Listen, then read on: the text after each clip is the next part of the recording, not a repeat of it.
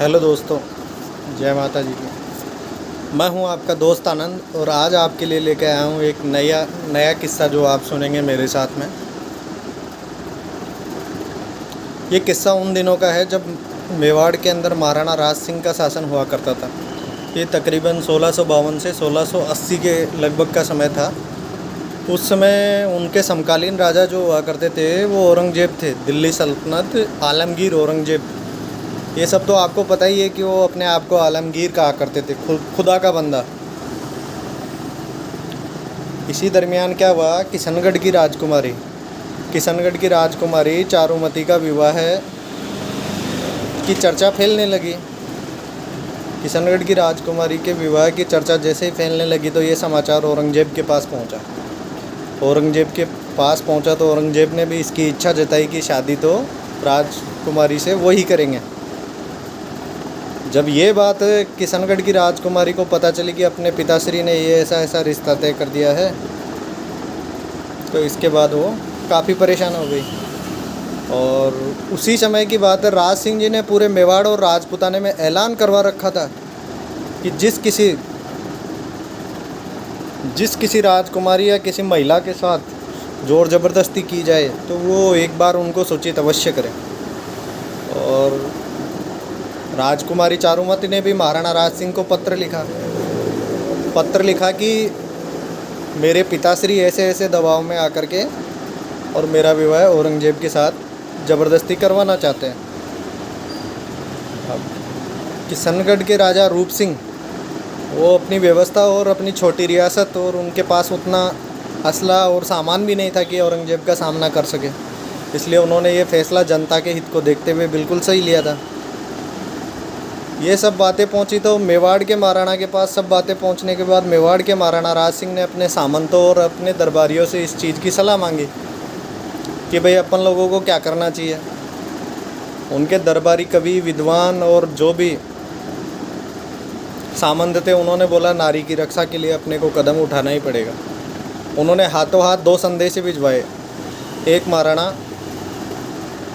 महारावल रतन सिंह चुंडावत को, जो कि हरावल में जो सेना लड़ती थी उसके मुखिया थे उस समय, चुंडावत सरदार थे। और दूसरा संदेशा भिजवाया वो आलमगीर औरंगज़ेब के पास, और उन्होंने कहलवाया कि तुम्हारे को यहाँ आने की ज़रूरत नहीं है, शादी तो राज सिंह जी कर रहे हैं। औरंगज़ेब और ज़्यादा बौखला गया, बोले किशनगढ़ जैसी छोटी रियासत के साथ साथ हम मेवाड़ को भी देख लेंगे, बोला। उन्होंने चुनौती स्वीकार की और आक्रमण का आदेश दे डाला। इधर रावल रतन सिंह चुंडावत, जो कि उनकी खुद की शादी कुछ दिन पहले हुई थी, अब साहब उनका भी मन नहीं जाने का। अब नई नवेली दुल्हन को छोड़ के कैसे जाया जाए, अभी तो उनके हाथों की मेहंदी तक नहीं उतरी थी। और रतन सिंह जी ने साफ मना कर दिया, अपने को कोई लड़ाई उड़ाई नहीं लड़नी, अपन नहीं जा रहे इस लड़ाई में। रतन सिंह जी ने जब अपने सामंतों से बात की इसके बारे में, तो उन्होंने बताया कि महाराज बात ऐसे है, चुंडावत सरदारों को हरावल में लड़ने का जो सौभाग्य है वो अपने इष्ट राणा चुंडा की वजह से मिलता है, जिन्होंने अपने त्याग के बल पे मेवाड़ की गद्दी को भी साइड में रख दिया था अपने पिता की आज्ञा के लिए।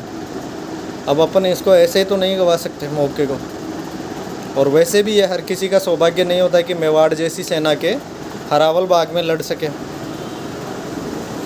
तो साहब इतनी बात हो गई तो अनमने मन से रतन सिंह चुंडावत पहुँचे अपनी रानी के महल में, और उनकी शादी भी साहब क्या गजब रानी से हुई थी, बहुत ही बेहतरीन घराना था।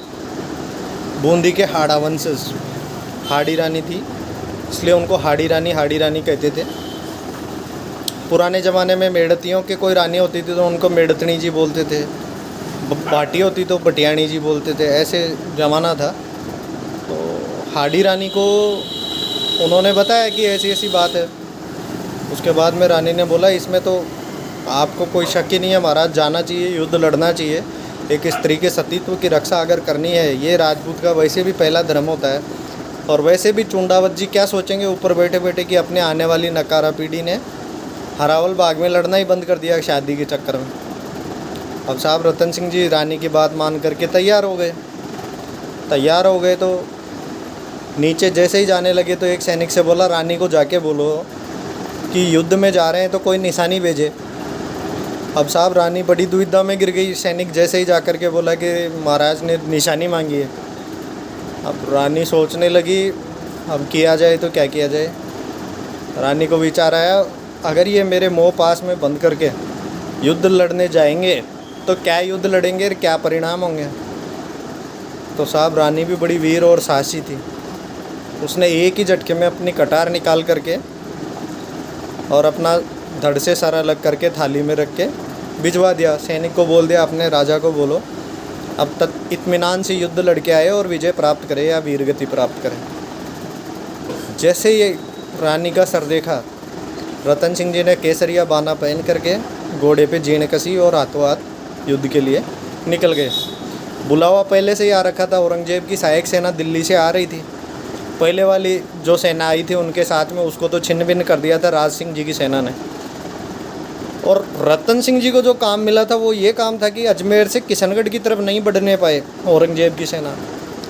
अब क्या मजाल कि साहब उसकी सेना एक कदम भी आगे बढ़ जाए अजमेर से। इतनी ज़बरदस्त लड़ाई हुई, इतिहासकार बताते इतना ज़बरदस्त मतलब लड़ाई हुई पूछो मत।